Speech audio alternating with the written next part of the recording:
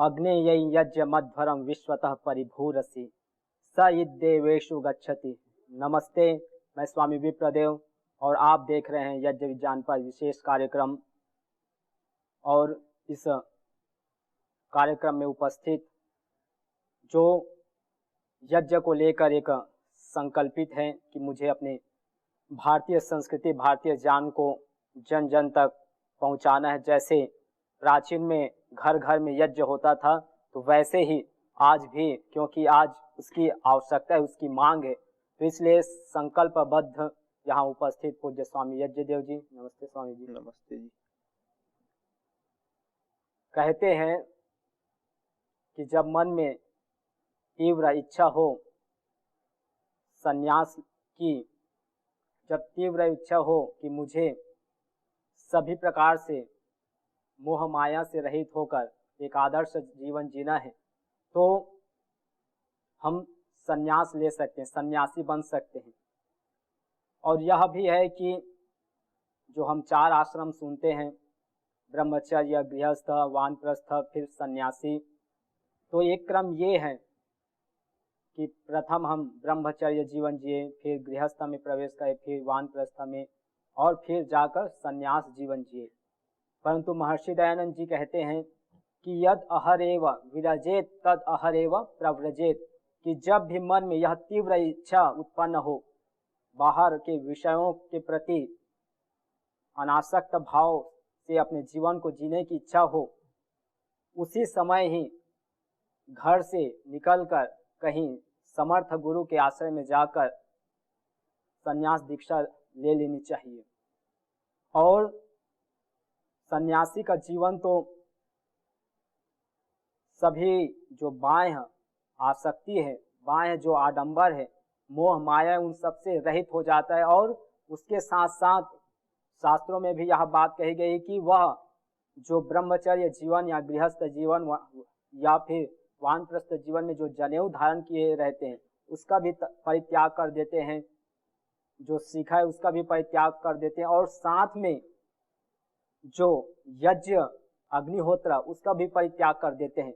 परंतु हम यहाँ पतंजलि योगपीठ में देखते हैं, साथ में मेरे साथ उपस्थित पूज्य स्वामी जी भी हैं, ये भी यज्ञ करते हैं, और साथ ही साथ पूज्य दीदी जी और परम पूज्य स्वामी जी को भी हम यज्ञ करते हुए देखते हैं।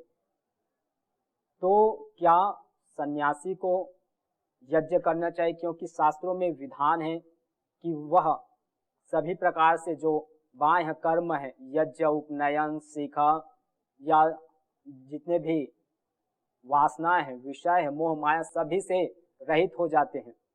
तो हम इस विषय पर आज चर्चा करेंगे, पूज्य स्वामी जी से जानते हैं। आइए। प्रणाम स्वामी जी।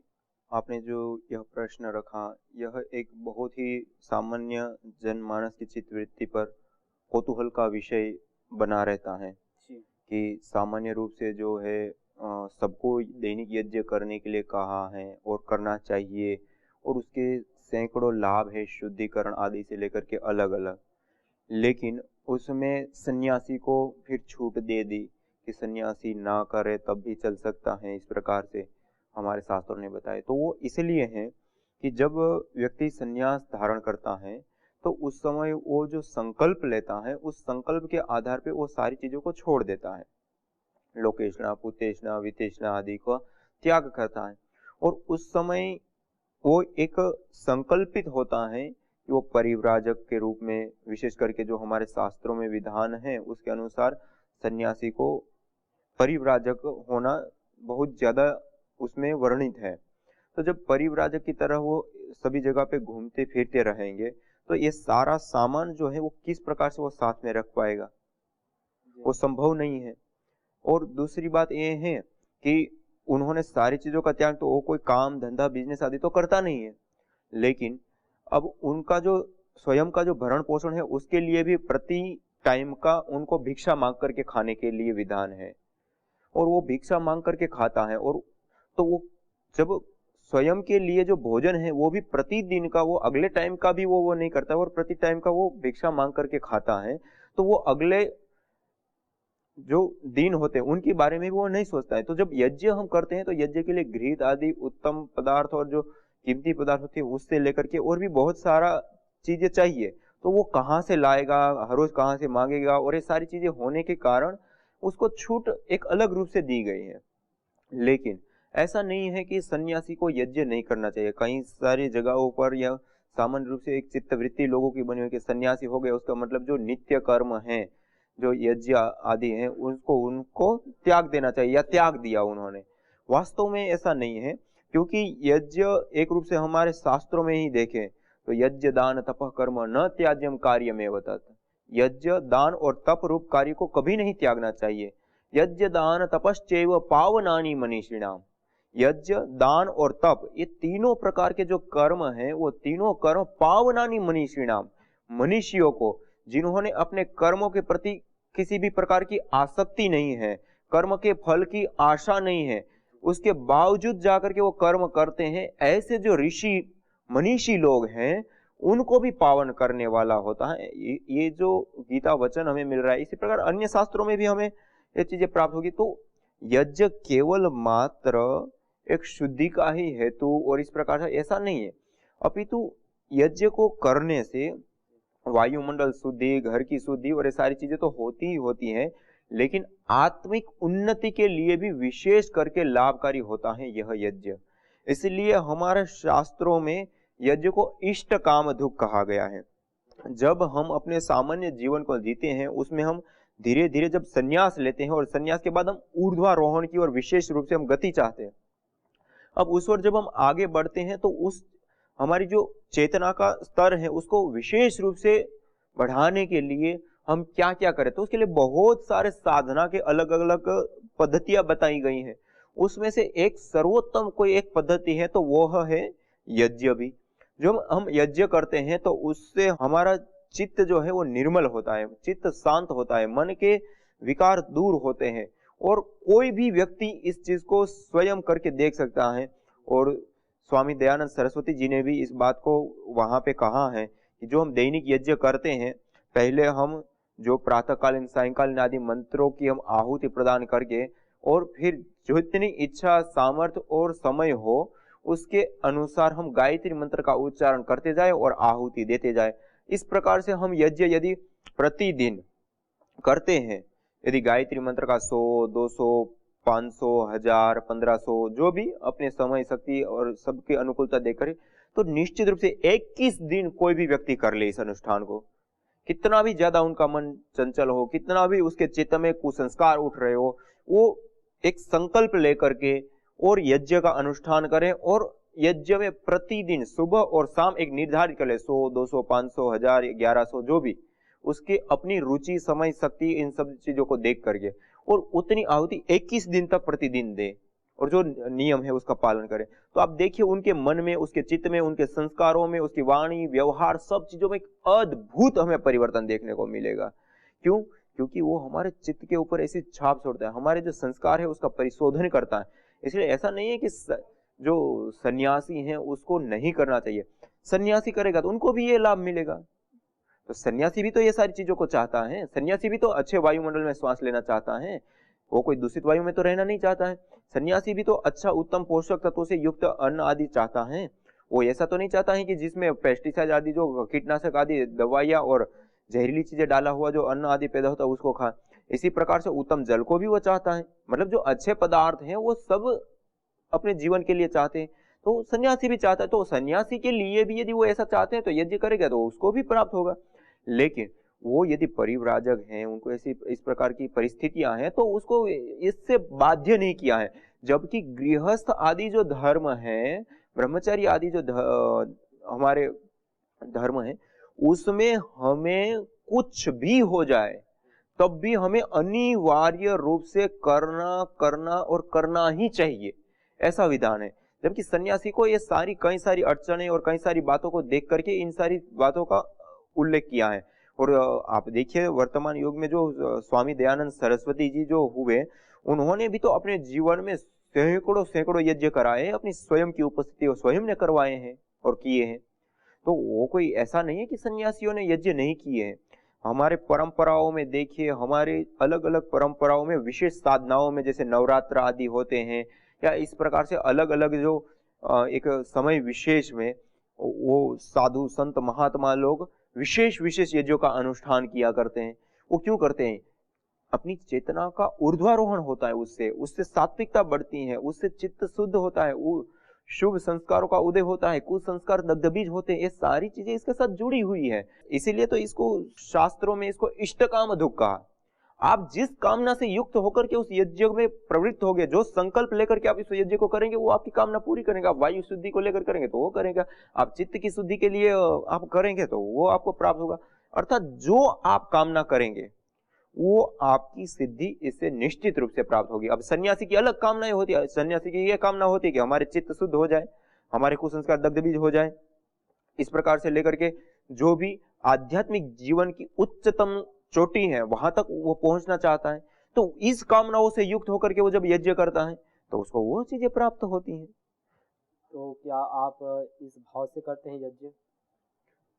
मैं जो स्वयं यज्ञ करता हूँ अभी वर्तमान में, जैसे नवरात्र से जो शुरू किया, सुबह और शाम को 1100 मंत्र, गायत्री मंत्र से आहुति देना और ये सारी चीजें, तो इसको जो मैं करता हूँ तो उस समय मेरे मन में वास्तव में यही भाव रहता है, और मैंने स्वयं ने इन सारी बातों को महसूस किया है, और इससे वो शक्ति हमें प्राप्त होती है जिस शक्ति से, जैसे मैं कई बार इस बात को बताता रहता हूँ कि यज्ञ से हमें वो शक्ति प्राप्त होती है कि हम जो जानते हैं और उसी के अनुसार जो हम जीते हैं, उसमें जो अंतर होता है, उस अंतर को बिल्कुल ही खत्म करने के लिए जो शक्ति हमें चाहिए, जैसा हमने संकल्प लिया वैसे के अनुसार जीने की जो शक्ति है, सामर्थ्य है, वो शक्ति हमें प्राप्त होती है। और पिछले दिनों से ही मैं जब उसे इस प्रकार से जो ये अनुष्ठान करना जो शुरू किया, तो उससे मैंने खुद ने इस चीज को महसूस किया, खुद इस चीज को मैं जी रहा हूं। और कोई भी करके देख सकता है, कोई भी करेगा तो वो इस चीज को पाएगा। लेकिन हाँ, श्रद्धा पूर्वक, निष्ठा पूर्वक, विधि पूर्वक, सही तरीके से, शास्त्रोक्त विधि से और पूरे सही विधि से सही समय पे हम करेंगे तो निश्चित रूप से हम जिस कामना को लेकर के प्रवृत्त होंगे यज्ञ को करने के लिए, उसको हम प्राप्त करेंगे और करेंगे ही। आपने बात अच्छी बताई कि सन्यासी भले ही मुक्त हो जाता है बाह्य यज्ञ आदि से, लेकिन चित्त शोधन का एक बहुत बड़ा साधन है, क्योंकि हम इस संसार में रहते हैं तो नाना प्रकार के अलग अलग विषय हैं हमें आकर्षित करने के लिए। तो कहीं ना कहीं उसका आकर्षण हमारे अंदर प्रवेश न कर जाए, तो इसलिए एक चित्त शोधन का माध्यम आपने बताए। तो ये क्या सन्यासी जो होते हैं, मैं भी उसी परंपरा से हूँ, तो प्रतिदिन जरूरी है सन्यासी के लिए यज्ञ करना, या फिर उनके लिए बीच बीच में जैसे आप बता रहे थे? जी स्वामी जी, इसमें ऐसा है कि संन्यास लेने के बाद हम एक साधना की पद्धति के अनुसार हम अपने जीवन को जीते हैं। कोई भी सन्यासी है अपनी परंपराओं के अनुसार, अपने गुरुजनों के आदेश निर्देश या जो शास्त्र वचन है उसके अनुसार कोई ना कोई एक विशेष साधना पद्धति को अपनाता है। चाहे वो योग करना है, चाहे वो यज्ञ करना है, चाहे जाप आदि करना है, या कोई भी अलग अलग बहुत सारी प्रक्रियाएं हैं, पद्धतियां हैं। उसमें से कोई एक जो उनको ज्यादा सुटेबल लगती हैं, कि जिसके माध्यम से उनका चित्त की विशेष रूप से उन्नति हो रही है, चित्त के विकार दूर हो रहे हैं, चित्त शांत हो रहा है, संस्कार कुछ संस्कार दग्धबीज और शुभ संस्कारों का उदय, या जो भी अच्छाइयां हैं वो जिस माध्यम से बढ़ती हैं, जिस साधन से बढ़ती है, उस साधन को अपनाता है। जैसे हम पतंजलि योगपीठ में रहते हैं तो यहाँ प्रधानता से योग के साथ हम जुड़े हैं, यज्ञ के साथ हम जुड़े हैं। इसी प्रकार से हम आयुर्वेद आदि जो हमारी परंपराएं हैं उनके साथ विशेष रूप से जुड़े हैं। लेकिन जो हम आध्यात्मिक उन्नति के लिए, इसमें जिस व्यक्ति को जो ज्यादा सुटेबल लगता है, जैसे मेरे को ज्यादा से ज्यादा यज्ञ में रुचि है और यज्ञ से मेरे को ये सारी चीजें दिखती हैं और इसको मैंने स्वयं करता हूँ और स्वयं भी अनुभव कर रहा हूँ कि इससे जो है हमारे चित्त में, हमारे विचारों में, हमारे संकल्पों में दृढ़ता आती है और सारा परिवर्तन आता है। ये सारी चीजें खुद और कोई भी महसूस कर सकता है। एक बार करे अपना अनुष्ठान और देखे, 21 दिन कोई भी कर करके देखे वो खुद महसूस करेंगे। और जो आपने प्रश्न किया कि हम जो अपने जीवन में संन्यास व्यक्ति लेता है तो उसको अपने जीवन में नित्य प्रति करना ही चाहिए या नहीं करना है, वो अपनी स्वेच्छा है। यदि वो उसको साधना पद्धति के रूप में यदि देख रहा है और उसमें अपनी आत्मिक उन्नति के लिए उसको एक साधना पद्धति के रूप में संकल्प ले चुका है मन में, तो उनको नित्य प्रति करना चाहिए। फिर उसके पास उस प्रकार की सारी व्यवस्थाएं होनी चाहिए। एक स्थान पे यदि वो रहता है, वहां पे उनको घृत आदि से लेकर के जो भी द्रव्य सामग्री आदि की आवश्यकता है वो उनको वहां उपलब्ध हो पा रही है। ये सारी चीजें को तो मैंने, अब जब आप परिव्राजक के रूप में रहेंगे तो कहीं तो आपको भोजन की ही व्यवस्था नहीं हो पाएगी, तो आप यज्ञ कहाँ से कर पाएंगे। जब परिव्राजक के रूप में रहेंगे, कहीं आप ट्रेन में हैं, कहीं पे आप और बाहर जगहों पे हैं, पथ पे हैं, आप रास्ते में हैं, तो आप कहाँ करेंगे। कोई आपको ऐसा सदगृहस्थ मिल गया जहां पे आपको ऐसी अनुकूलता मिली तो आप कर सकते हैं, यदि नहीं मिला तो आप कहाँ से कर पाएंगे। तो हम जब परिव्राजक के रूप में हैं तो वहां पे हमारे लिए वैकल्पिक रह सकता है। यदि हम उतने समर्थ हैं कि हम अपनी सारी व्यवस्थाएं कर सकते हैं, हम अपनी रीत से सारी चीजों को व्यवस्थित कर सकते हैं, तो हमें निश्चित रूप से इस प्रकार का संकल्प लेकर के करना चाहिए और उसका हमें लाभ मिलेगा। जिसको जैसा लाभ चाहिए वैसा अनुष्ठान करें।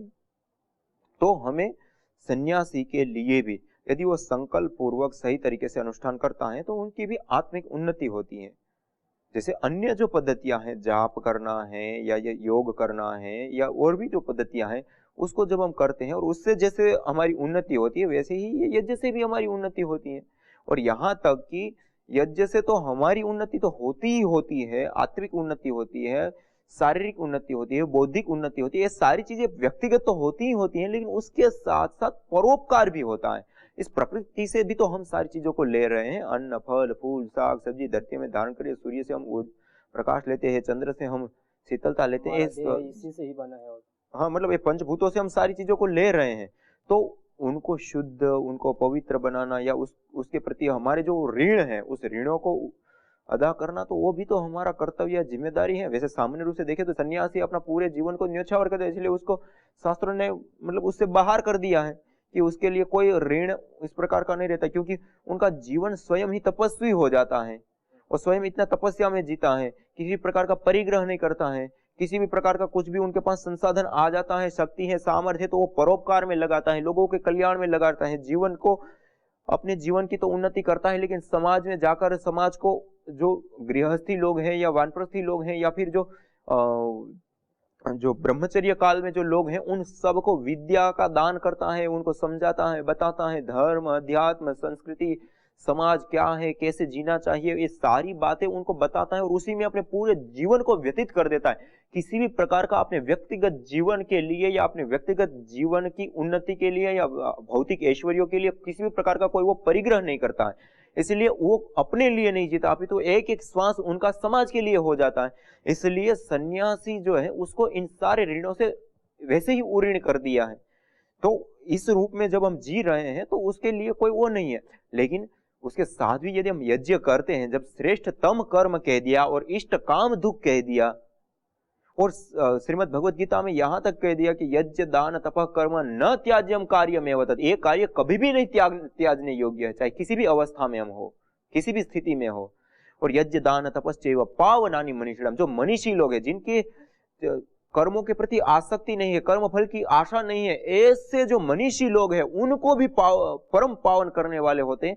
तो ऐसे यज्ञ को हम करेंगे तो कितना हमें मतलब अपने गौरव होना चाहिए और करना चाहिए। चाहे सन्यासी है तो उसको भी करना चाहिए, जितना समय मिले, जितनी उनके पास शक्ति है उसके अनुसार करना चाहिए। जब वो परिव्राजक है तो परिव्राजक के रूप में भी हम देखते हैं स्वामी दयानंद जी आदि जो ऋषि लोग हुए, जो सन्यासी लोग हुए, उन्होंने भी तो पूरी तरह से परिव्राजक होते हुए भी जहां जैसा अवसर मिला, सदगृहस्थ मिल गए, अच्छे लोग मिल गए, तो वहां पे उन्होंने वो यज्ञ को किया और कराया भी और लोगों को समझाया और उनके जीवन के साथ जोड़ा। और स्वामी दयानंद सरस्वती जी ने तो इतने सारे अपने जीवन में वृष्टि यज्ञ से लेकर के और अलग अलग प्रकार के यज्ञ को कराए, और ये 16 संस्कारों की जो पूरी पावनी परंपरा है उसकी नींव भी तो उन्होंने ही तो रखी है। और ये जो आज दैनिक यज्ञ भी भारतवर्ष में इतनी बड़ी मात्रा में लोग कर रहे हैं, तो वो भी तो उसकी नींव भी तो रखने वाले स्वामी दयानंद सरस्वती जी ही तो थे। जब उन्होंने किया, कराया, तभी तो आज हमारे सामने ये परंपराएं हैं, वरना कैसे हमारे सामने आती। इसलिए हमारे ऋषियों के, हमारे संत महात्मा जो महापुरुष हैं, उनके आचरण में भी ये चीज देखने को मिलती है। तो महाजनों एन गतासा पंथा, जो महापुरुष हुए हैं उन्होंने जो अपने जीवन में अपनाया, किया और कराया, उसको हमें भी करना चाहिए, कराना चाहिए। ये हमारे लिए श्रेयस्कर और बहुत ही उत्तम होगा। और इसी प्रकार से शास्त्र वचन भी जो मैंने बताया उसके अनुसार शास्त्र वचन भी हमें मिलता है। और उससे अतिरिक्त इसको इष्ट काम दुख कह दिया, और ये जो श्रेष्ठतम कर्म कह दिया। तो श्रेष्ठतम कर्म यदि कोई है तो उसको सन्यासी को क्यों त्यागना चाहिए? जब तक अवसर है, सारी चीजें उसके पास उपलब्ध है तो करना चाहिए। जब उपलब्ध नहीं है, ऐसा कुछ नहीं है, तो ठीक है वो ना करें। तो अपना जो जीवन है वही उनका यज्ञीय जीवन है। और जो अपने जीवन को जी रहे हैं वो यज्ञ रूप अपने जीवन को जीता होता है।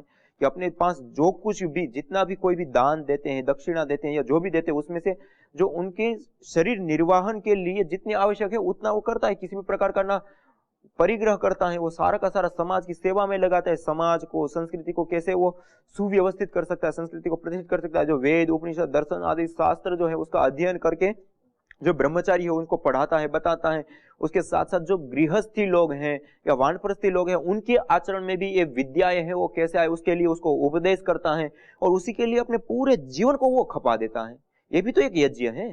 जैसे हमने पहले देखा त्यागत शांति अनंतरम की जो बात थी वो ये क्या है, उन्होंने अपने जीवन में जो कुछ भी है, पुत्रेष्णा, लोकेष्णा, वितेष्णा, सब चीजों का त्याग कर दिया है। और जो भी अब उसके पास शक्ति, सामर्थ्य, ऊर्जा, बुद्धि, बल जो कुछ है वो सारा का सारा समाज की उन्नति के लिए, संस्कृति की उन्नति के, संस्कृति की प्रतिष्ठा के लिए। और जो हमारा वेद, उपनिषद, दर्शन आदि में जो शास्त्र ज्ञान है उस ज्ञान को जन जन तक पहुंचाने के लिए, आम सामान्य जनता के आचरण में आवे, सब लोग सुखी हो, सब लोग उन्नति के पथ पे हो, सब अच्छाई में हो, उसके लिए वो पूरे जीवन को न्योछावर कर देता है। ये भी तो एक यज्ञ, उसका पूरा जीवन ही यज्ञ में हो जाता है। स्वामी जी ये भी तो है जो अभी आपने शब्द कहा, एक इष्ट काम धोक यज्ञ जो है, तो सन्यासी तो सभी कामनाओं से मुक्त हो जाते हैं जी स्वामी। फिर वो यज्ञ में क्या चाहता है, क्या मांगता है? देखिए कामना जो कही गई है वो कामना ये कहेंगे जो लौकिक कामनाएं होती हैं, भौतिक कामनाएं होती है। मेरे को मकान चाहिए, गाड़ी चाहिए, पति चाहिए, पत्नी चाहिए, बच्चे चाहिए, या इस प्रकार के जो भी भौतिक ऐश्वर्य हैं, उन सारी चीजों को कामना हमारे शास्त्रों ने कहा है। लेकिन जिसको आत्म तृप्ति चाहिए, जिसको परमात्मा की प्राप्ति चाहिए, जिसको अपने जीवन में आध्यात्मिक चरम उत्कर्ष चाहिए, उन इच्छाओं को कामना नहीं कहा है। और ये जो चीजें हैं उसको पूरा करने के लिए यज्ञ सहायक होता है।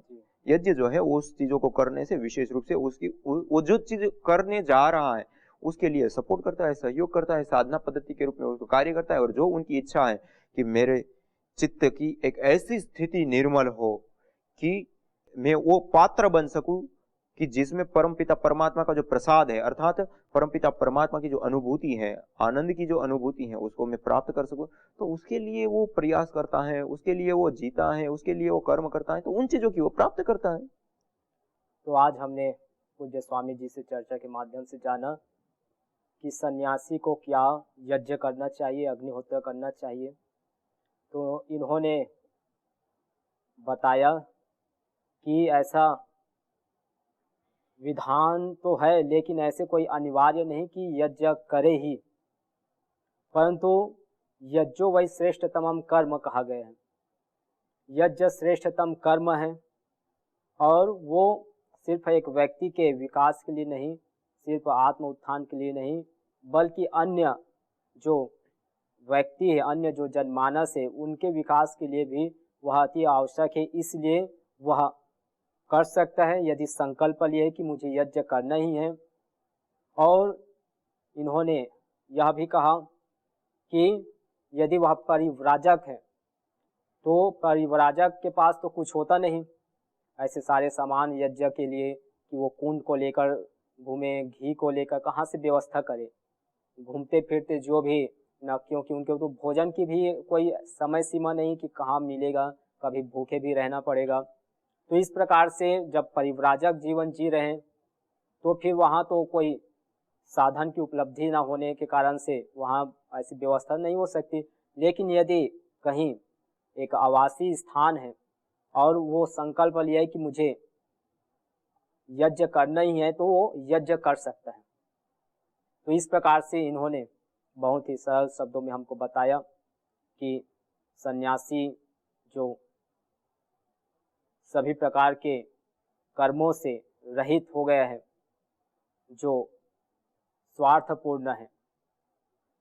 लेकिन जो श्रेष्ठतम कर्म हमारे शास्त्रों में विधान किया है, कहा इन्होंने बताया श्रीमद् भगवद गीता में भी कि यज्ञ, दान और तप इसको कभी त्याग नहीं सकते, ये जीवन के लिए बहुत ही आवश्यक है। तो इसको हम कर सकते हैं निश्चित रूप से।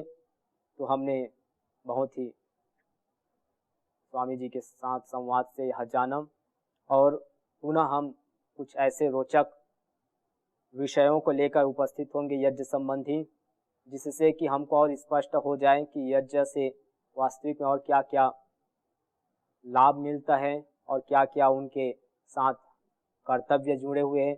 तब तक लिए आप देखते रहे वैदिक चैनल। सभी को नमस्ते।